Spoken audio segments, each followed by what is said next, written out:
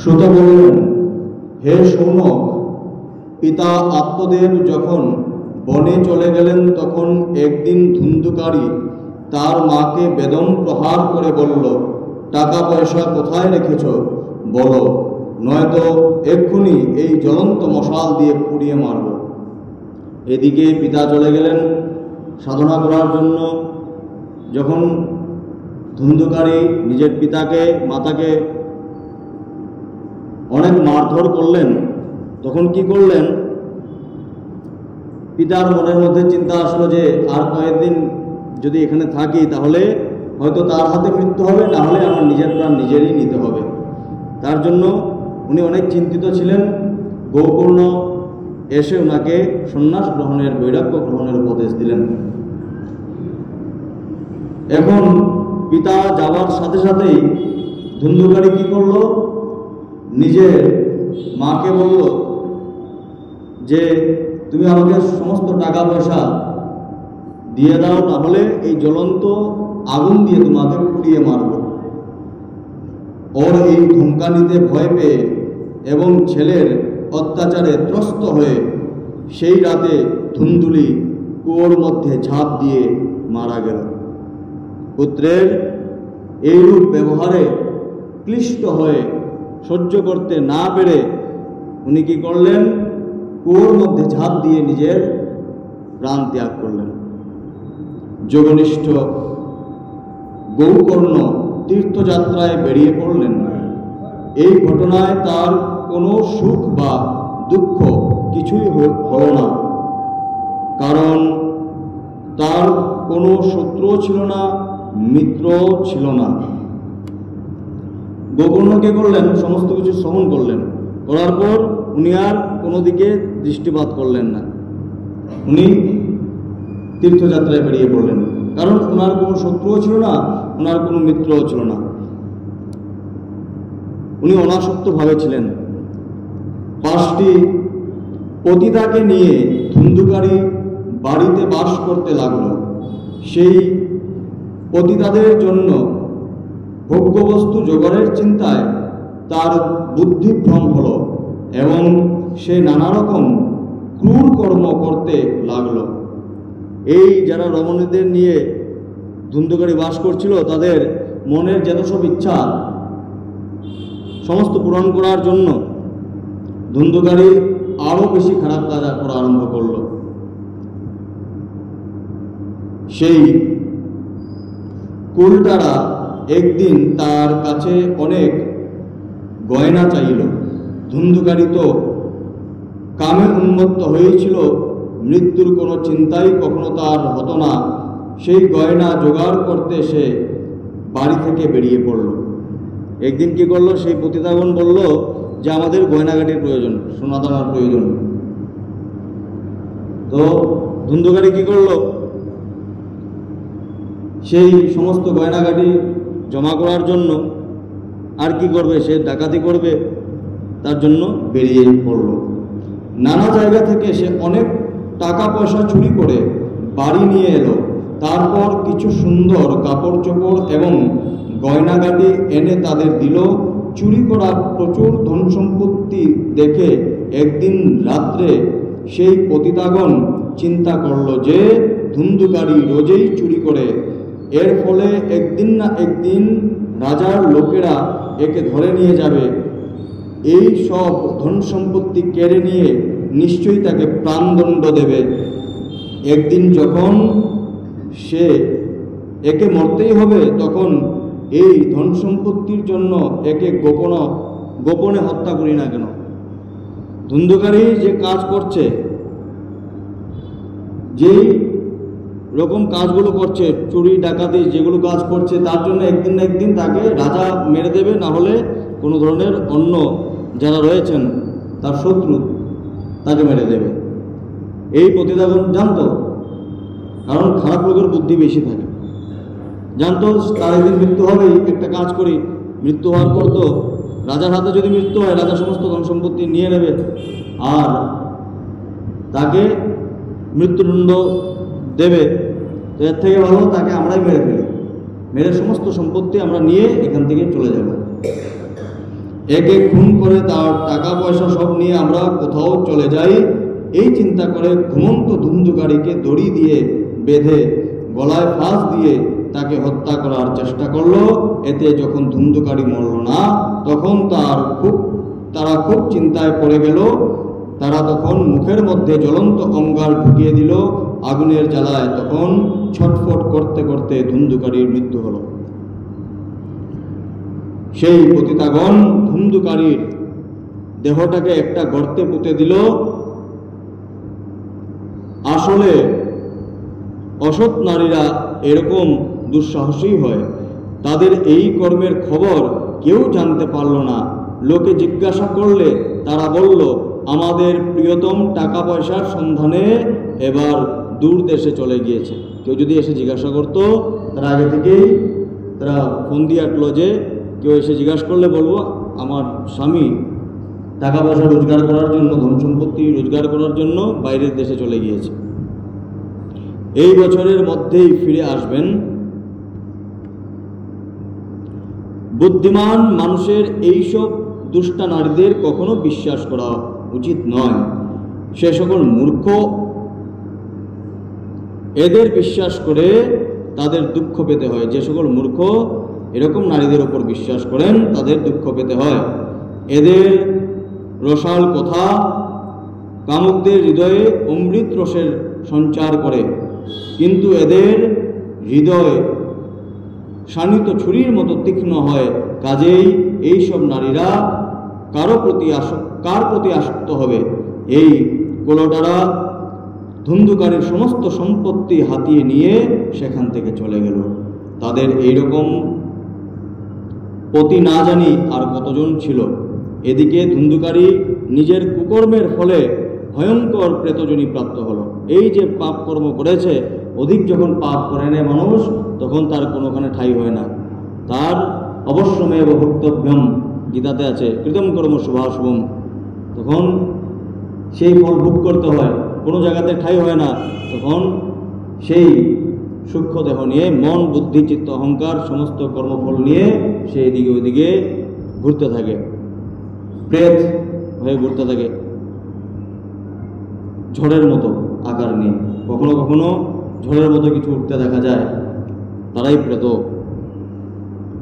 সে ভীষণ ঝড়ের রূপ ধরে সর্বদা 10 দিক উত্তক্ত করে বেড়াতো। শীত গ্রীষ্মে জর্জরিত, ক্ষুধায় তৃষ্ণায় কাতর হয়ে হায় আমার ভাগ্য, হায় আমার ভাগ্য বলে চেঁচাত। তার সূক্ষ্ম শরীর, কামনা বাসনাযুক্ত শরীর, সারা জীবন ভোগের চিন্তা করেছে, এটা খাবো এটা খাবো, বিভিন্ন পাপ কর্ম করেছে। তো মৃত্যুর পরে তার দেহটাই নাশ হয়েছে, তার মন, বুদ্ধি, চিত্ত, অহংকার একই রয়ে গিয়েছে।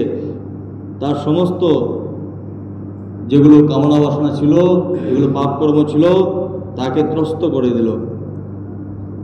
হায় আমার ভাগ্য, হায় আমার ভাগ্য বলে সে চেঁচাতে লাগলো। কিন্তু কোথাও তার আশ্রয় মিলল না। কিছুকাল পরে গোকর্ণ লোকমুখে ধুন্ধুকারীর মৃত্যু সংবাদ পেলেন। কিছুদিন পর মানুষের মুখ থেকে ধুন্ধুকারীর মৃত্যুর খবর গোকর্ণ পেলেন। তখন ধুন্ধুকারীকে অনাথ বুঝতে পেরে গয়া তীর্থে গিয়ে তার শ্রাদ্ধ করেন এবং অন্যান্য যে সব তীর্থে তিনি যেতেন সেখানেও আবশ্যকীয় শ্রাদ্ধ ক্রিয়াদি করলেন। সেই ধুন্ধুকারীর জন্য গোকর্ণ যখন শ্রবণ করতে পেলেন, গয়াতে পিণ্ডদান করলেন, শ্রাদ্ধাদি কর্ম করলেন, আর যেখানে উনি গেলেন সব জায়গাতেই তার মুক্তির জন্য পিণ্ডদান করলেন, শ্রাদ্ধাদি কর্ম করলেন। এইভাবে ঘুরতে ঘুরতে গোকর্ণ নিজের বাড়ি এলেন এবং রাত্রিবেলা অন্যের অলক্ষ্যে সোজা নিজের বাড়ির আঙ্গিনায় রাত্রিবাস করতে এলেন। অন্য কেউ জানতে পারলেন না যে গোকর্ণ এসেছেন। নিজের বাড়িতে এসে রাত্রিবাস করতে এলেন। সেখানে নিজের ভাইকে রাত্রিবেলা ঘুমোতে দেখে ধুন্ধুকারী নিজের মহাভয়ঙ্কর মূর্তি দেখালো। নিজের ভাইকে সেখানে ঘুমোতে দেখে মহাভয়ঙ্কর মূর্তি ধারণ করলো, কখনো ভেড়া, কখনো হাতি, কখনো মহিষ, কখনো ইন্দ্র, কখনো অগ্নির রূপ ধারণ করলো। বিভিন্ন রূপ ধারণ করে ভ্রমিত করার চেষ্টা করছে। শেষকালে আবার মানুষ রূপে দেখা দিল। এইসব অসাধারণ ব্যাপার দেখে গোকর্ণ স্থির করলেন যে এ কোনো দুর্গতিপ্রাপ্ত। তখন তিনি ধৈর্য ধরে তাকে জিজ্ঞাসা করলেন। গোকর্ণ বললেন, তুমি কে? রাত্রিবেলা এইসব ভয়ানক রূপ দেখাচ্ছ কেন? তোমার এই দশা কি করে হলো? আমাকে ঠিক করে বলো, তুমি প্রেত, পিশাচ অথবা রাক্ষস কে? জিজ্ঞাসা করলেন। সুত বললেন, গোকর্ণ এই রকম প্রশ্ন করাতে বারে বারে উচ্চস্বরে কাঁদতে লাগলো। তার কথা বলার ক্ষমতা ছিল না। সেই প্রেত উচ্চস্বরে ক্রন্দন করতে আরম্ভ করলেন। সে আর কথা বলতে পারছে না। তাই সে ইশারা দিয়ে বুঝাতে লাগলো। গোকর্ণ তখন গণ্ডুসে জল নিয়ে মন্ত্র করে সেই জল তার গায়ে ছিটিয়ে দিলেন।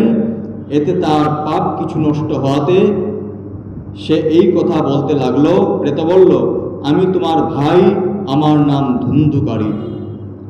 আমার নিজের দোষেই আমি নিজের ব্রাহ্মণত্ব খুঁজিয়েছি। আমার কুকর্মের সীমা নেই। আমি ভয়ানক অজ্ঞান অন্ধকারে ঘুরপাক খাচ্ছিলাম। ফলে আমি অনেক মানুষের ক্ষতি করেছি। অবশেষে উল্টা মেয়েগুলো খুঁচিয়ে খুঁচিয়ে আমাকে হত্যা করেছে। এর ফলে বর্তমানে এই প্রেতজনিতে পড়ে এই দুর্দশা ভোগ করছি। এখন দৈববশে কর্মফলের উদয়ে কেবল বায়ু ভক্ষণ করে জীবন ধারণ করছি। ভাই, তুমি তো দয়ার সাগর। এখন কোনো রকমে তাড়াতাড়ি আমাকে এই যোনি থেকে মুক্ত করো। গোকর্ণ ধুন্ধুকারীর সব কথা শুনে বললেন। গোকর্ণ বললেন, ভাই হে, ব্যাপারটা আমার বড় আশ্চর্য ঠেকেছে। আমি গয়ায় গিয়ে শাস্ত্র মতে পিণ্ডদান করেছি, তবুও তুমি প্রেতজনি থেকে উদ্ধার হওনি। গয়া সাধ্যতে যদি তোমার মুক্তি না হয়ে থাকে, তবে আমি তো আর কোনো উপায় দেখছি না। তুমি সব কথা খুলে বলো, আমার এখন কি করা কর্তব্য। উনি ভাবলেন যে গয়াতে শ্রদ্ধাদি কর্ম করলে হয়তো সেই ধুন্ধুকারীর প্রেতজনি থেকে মুক্তি হবে, কিন্তু আসলে শ্রাদ্ধের দ্বারা আত্মার মুক্তি হয় না।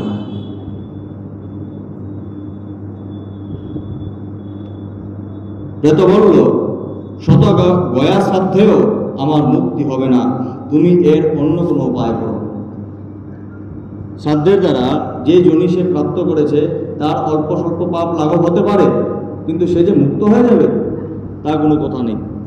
আমরা শ্রাদ্ধের দ্বারা প্রার্থনা করি যাতে সেই যে সূক্ষ্ম শরীর আছে, আতিবাহিক শরীর আছে, সে যেন ঊর্ধ্বগামী হয়।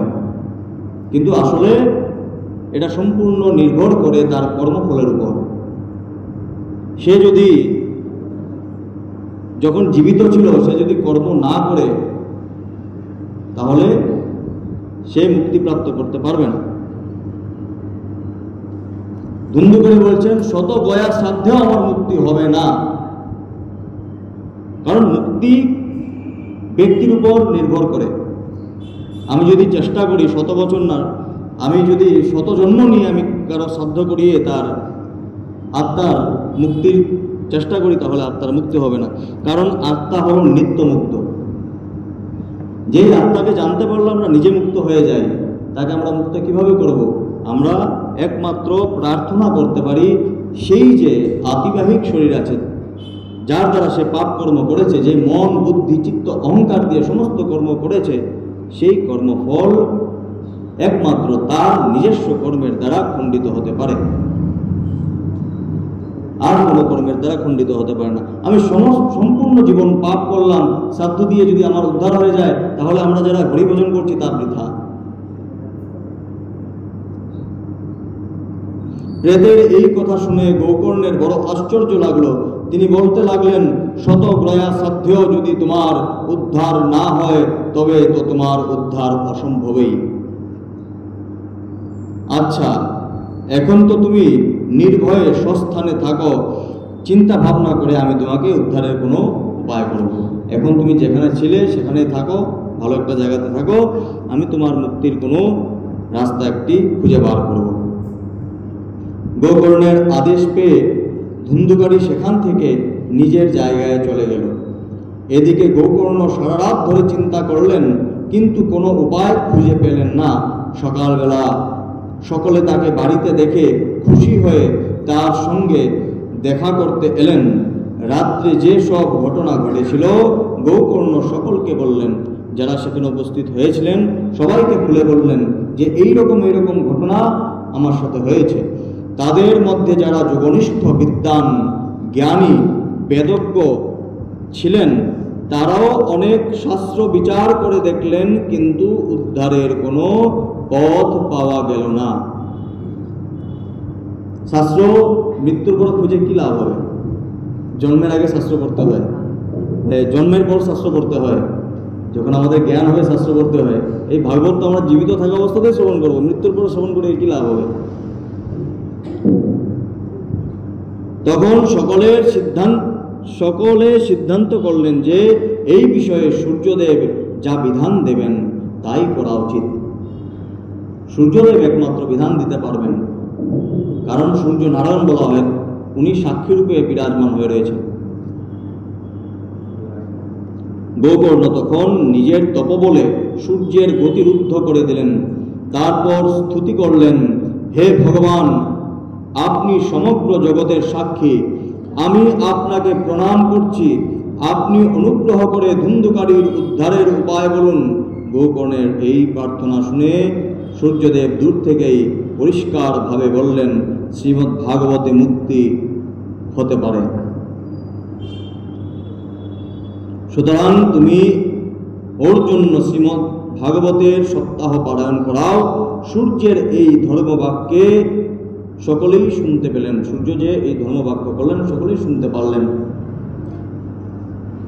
সুতরাং তুমি ওর জন্য শ্রীমদ্ ভাগবতের সপ্তাহ পালন করাও। সূর্যের এই ধর্মবাক্য সকলেই শুনতে পেলেন। তখন সকলে বললেন, নিষ্ঠা ভরে এই অনুষ্ঠান করো, আর এই অনুষ্ঠানও অতি সরল। তখন গোকর্ণ সেই অনুসারে মনস্থির করে ভাগবত কথা পাঠের জন্য প্রস্তুতি নিলেন। নানা দেশ গ্রামগঞ্জ থেকে কথা শুনবার জন্য লোকের আগমন হলো।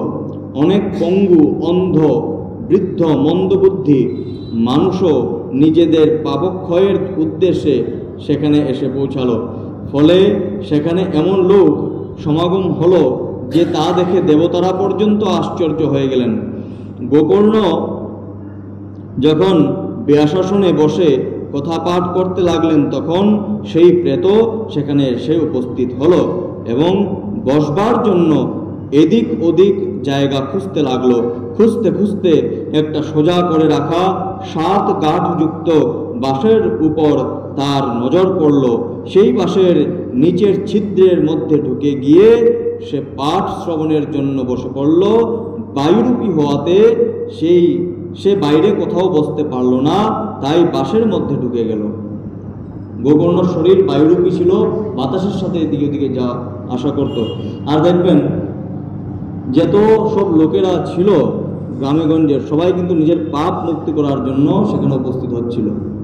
ভাগবত শুনে নিজের পাপ নষ্ট করবে। ম্যাক্সিমাম বেশিরভাগ মানুষই কিন্তু পাপ নষ্ট করার জন্যই গীতা ভাগবত শ্রবণ করে।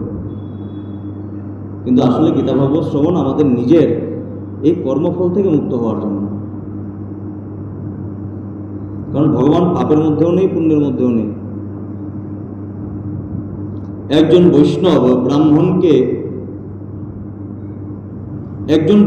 ব্রাহ্মণকে গোকর্ণ মুখ্য শ্রোতারূপে স্থির করলেন এবং প্রথম স্কন্ধ থেকে স্পষ্ট স্বরে কথা পাঠ আরম্ভ করলেন। গোকর্ণ কি করলেন? বৈষ্ণব একজনকে, ব্রাহ্মণকে সামনে বসালেন মুখ্য শ্রোতা হিসাবে। এটাই নিয়ম। সন্ধ্যাবেলা যখন পাঠের বিশ্রাম দেওয়া হলো তখন এক বড়ই বিচিত্র ঘটনা ঘটল।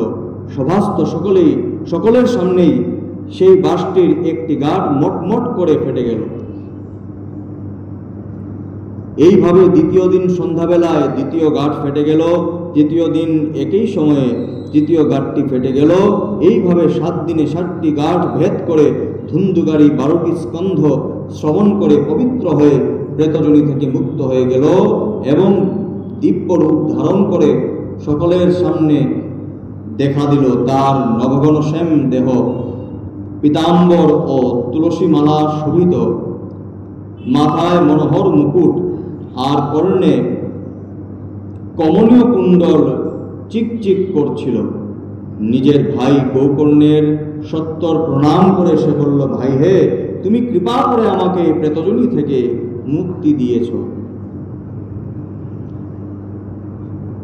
ভাগবত শ্রবণের দ্বারা সেই মহাপাতক, সেই প্রেতযোনি প্রাপ্ত সেই ধুন্ধুকারীর উদ্ধার হলো। কিভাবে উদ্ধার হলো, কেন উদ্ধার হলো, তা আমরা এখন শ্রবণ করব। প্রেতপীড়া নাশকারী এই ভাগবত কথা ধন্য, আর শ্রীকৃষ্ণের পরম ধাম প্রদানকারী এই ভাগবতের সপ্তাহ পারায়ণ ধন্য। সপ্তাহ শ্রবণের এই অনুষ্ঠান যখন হয়, সকল পাপ রাশি কাঁপতে থাকে, কারণ তারা বুঝতে পারে যে এই ভাগবতী কথা তাদের এখনই ধ্বংস করে দেবে। এর মধ্যেও কিছু কথা আছে, আমি বলবো। আগুন যেমন ভেজা শুকনো ছোট বড় সব রকম কাঠকে ভস্মীভূত করে, সেই রকম এই সপ্তাহ শ্রবণ মন বাক্য কর্ম কৃত নতুন পুরাতন ছোট বড় সব রকম পাপই ভস্ম করে দেয়। বলছেন এই সপ্তাহ শ্রবণ মনের দ্বারা বাক্যের দ্বারা যে পাপ হয়, মনের দ্বারা কারো বিষয়ে কিছু কুচিন্তা করলাম, মনের দ্বারা যেভাবে এই বলি মহারাজের পত্নী ভেবেছিলেন যখন বামনদেব এসেছিলেন, কত সুন্দর পুত্র, একে যদি আমি পেতাম নিজের পুত্র হিসেবে নিজের স্তনদুগ্ধ পান করাতাম। যখন সমস্ত সর্বস্ব নিয়ে নিলেন তখন ভাবলেন এই দুধের মধ্যে আমি বিষ মিলিয়ে দিতাম।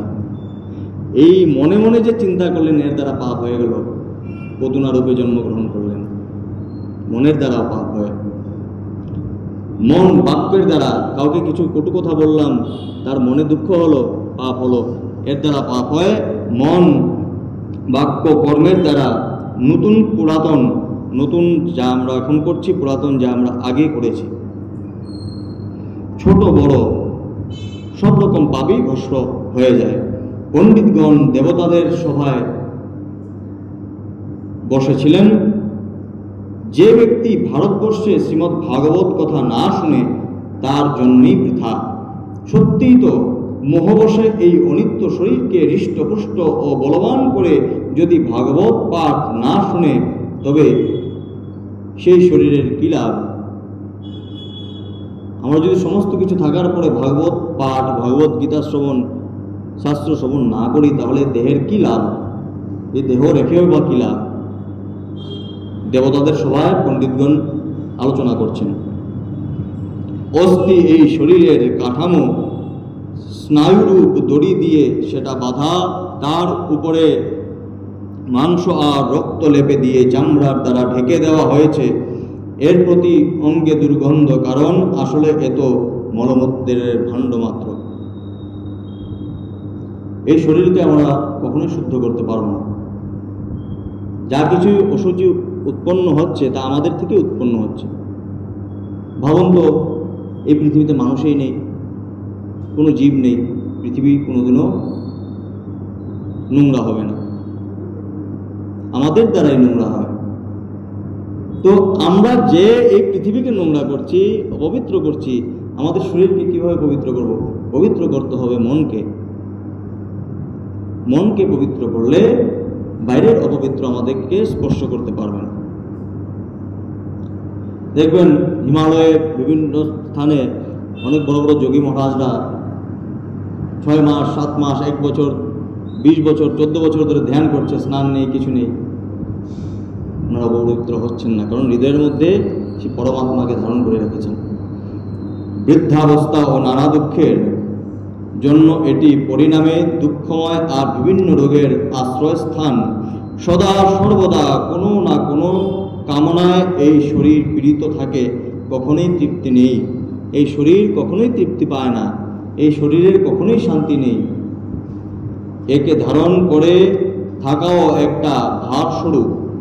এর প্রতি রোমকূপ নানা দোষে পরিপূর্ণ এবং এই শরীর শেষ হয়ে যেতে মুহূর্তেও লাগে না। মরণের পর যদি একে কবর দেওয়া হয় তাহলে কৃমিতে পরিণত হয়, কখনো পশু যদি এই দেহ খেয়ে ফেলে শরীর বিষ্ঠায় পরিণত হয়, আর যদি আগুনে জ্বালিয়ে দাও তাহলে এক গাদা ছাই তৈরি হয়। এই শরীরের এই তিন পরিণতি বলা হয়। এই রকম নশ্বর শরীর দিয়ে মানুষ অবিনশ্বর ফলদায়ী কর্ম কেন করে না? এই শরীর হলো আমাদের সাধনার সাধন, এর দ্বারাই তো আমরা সাধনা করব। কিন্তু এই শরীরকে যদি আমরা একমাত্র সর্বস্ব ভেবে নেই তাহলে এটা আমাদের ভুল হবে। এই শরীর সব কিছু না, শরীর দিয়েছেন ভগবান সাধনা করার জন্য। এই তোমাকে সাধন প্রদান করলাম, এই তোমাকে যন্ত্র প্রদান করলাম, এই যন্ত্রের মধ্যে যন্ত্রীকে স্থাপন করো। যে অন্ন সকালে রান্না করা হয় সন্ধ্যাকালে তা পচে যায়, সেই অন্ন দিয়ে পুষ্ট শরীরের নিত্যতা কি করে হবে? আমরা যা খাচ্ছি তাও নিত্য, আমরাও নিত্য, যা খাচ্ছি তাও নিত্য। এই ভুলকে শ্রীমদ্ ভাগবতের সপ্তাহ শ্রবণে মানুষের ভগবৎ প্রাপ্তি ত্বরান্বিত হতে পারে। তাই সব রকম পাপ খলনের এটি একমাত্র উপায়। যে সকল ব্যক্তি ভাগবত কথা থেকে বঞ্চিত তারা তো জলের মধ্যে বুদ্বুদ আর জীবের মধ্যে মশার সমান, কেবল মৃত্যুর জন্যই জন্মায়। দেখুন বুদ্বুদ উঠছে আবার ফেটে যাচ্ছে, শেষ। মশা দুদিন জীবিত থাকে তারপর মরে যায়। এরকমই আমাদের মানুষকেও তুলনা করছেন। যে জীব এই ভাগবত গীতা ভাগবত পুরাণ শ্রবণ করে না জীবিত অবস্থাতে, তারা মশার মতো জলের মধ্যে ওঠা বুদ্বুদের মতো ক্ষণকাল থাকে, তারপর উধাও হয়ে যায়। যার প্রভাবে জড় ও শুকনো বাঁশের গাঢ় ফাটতে পারে, সেই ভাগবত কথা শ্রবণে মনের গ্রন্থিভেদ কোন বড় কথা। সপ্তাহ শ্রবণে মানুষের হৃদয় গ্রন্থি খুলে যায়, মনের সমস্ত সংশয় দূর হয়ে যায় এবং সমস্ত কর্ম ক্ষীণ হয়ে যায়। এই আগে বলা হয়েছিল সমস্ত পাপ দূরীভূত হয়ে যায় ভাগবত সপ্তাহের দ্বারা। পাপ কাঁপতে থাকে, কেন কাঁপতে থাকে?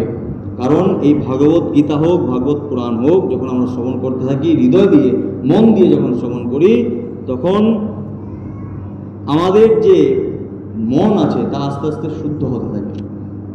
মন অশুদ্ধ, তার জন্যই খারাপ কাজ হচ্ছে। মন যখন শুদ্ধ হয়ে যাবে খারাপ কর্ম দূরে যাবে, আর খারাপ কর্মকেই পাপ আর ভালো কর্মকেই পুণ্য নাম দেওয়া হয়েছে। এই ভাগবত কথারূপ তীর্থ সংসারের ক্লেশ ধুয়ে মুছে পরিষ্কার করতে অতিশয় পটু পণ্ডিতেরা বললেন যে এই কথা হৃদয়ে বিরাজ করলে সেই মানুষের মুক্তি অবশ্যম্ভাবী। এই কথা যদি হৃদয়ে ধারণ করা যায়, আচারের মধ্যে আনা যায়, তাহলে তার মুক্তি হবে। ধুন্ধুকারী যখন এসব কথা বলছিল সেই সময় ভগবানের বৈকুণ্ঠবাসী পার্শ্বদের নিয়ে এক দিব্য বিমান সেখানে উপস্থিত হলো। সেই বিমান থেকে সর্বত্র মণ্ডলাকার দীপ্তি বিচ্ছুরিত হচ্ছিল। সকলের চোখের সামনে ধুন্ধুকারী সেই বিমানে উঠে বসল। তখন সেই বিমানে আগত পার্শ্বদের দেখে গোকর্ণ এ কথা বললেন। কি বললেন? গোকর্ণ প্রশ্ন করলেন, হে ভগবানের প্রিয় পার্শ্বদবৃন্দ, এখানে তো আমাদের অনেক শুদ্ধ অন্তঃকরণ শ্রোতারাও রয়েছেন। এদের সকলের জন্য আপনারা একসঙ্গে অনেকগুলো বিমান কেন আনেননি? কত সুন্দর প্রশ্ন করলেন যে এখানে আরো শ্রোতাও তো শ্রবণ করছিল, একমাত্র ধুন্ধুকারীর জন্য একটি রথ কেন নিয়ে আসলেন? সমস্ত শ্রোতাদের জন্য কেন আনলেন না? সবাই তো সপ্তাহ দিবস বসে বসে শ্রবণ করেছে।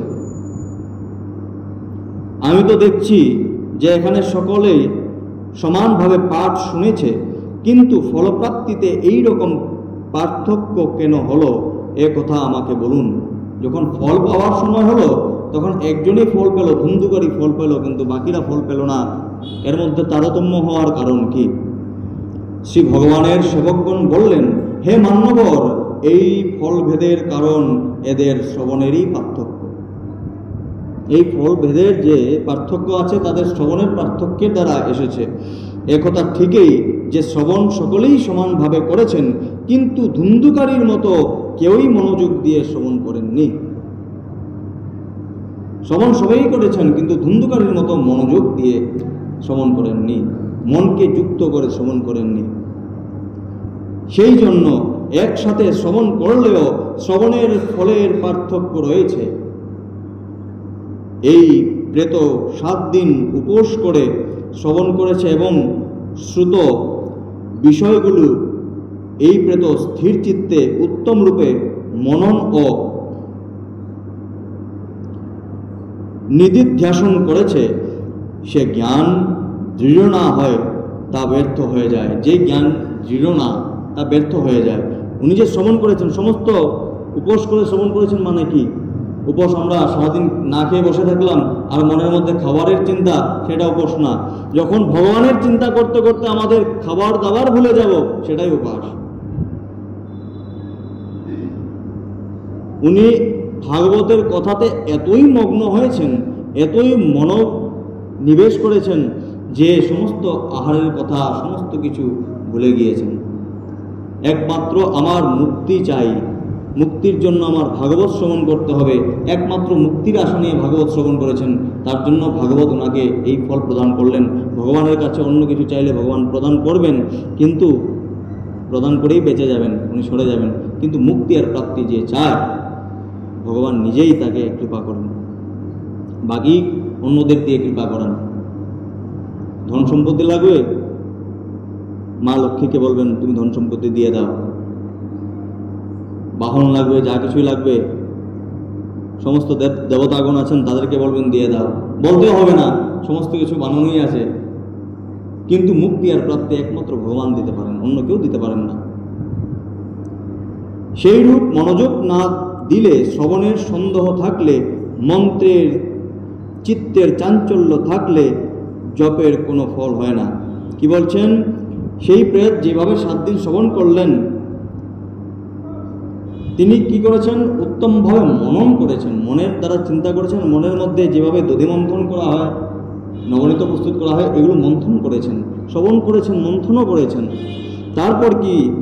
যে জ্ঞান দৃঢ় না হয়, দৃঢ় যদি না হয়, জ্ঞান যদি শক্ত না হয়, এর মধ্যে যদি কিছু অংশ আমাদের ভৌতিক প্রাকৃতিক কোনো গুণ থেকে যায়, যদি বিন্দুমাত্র কোনো এই ভৌতিক জগতের কোনো জ্ঞান থেকে যায়, এটা দৃঢ় জ্ঞান না।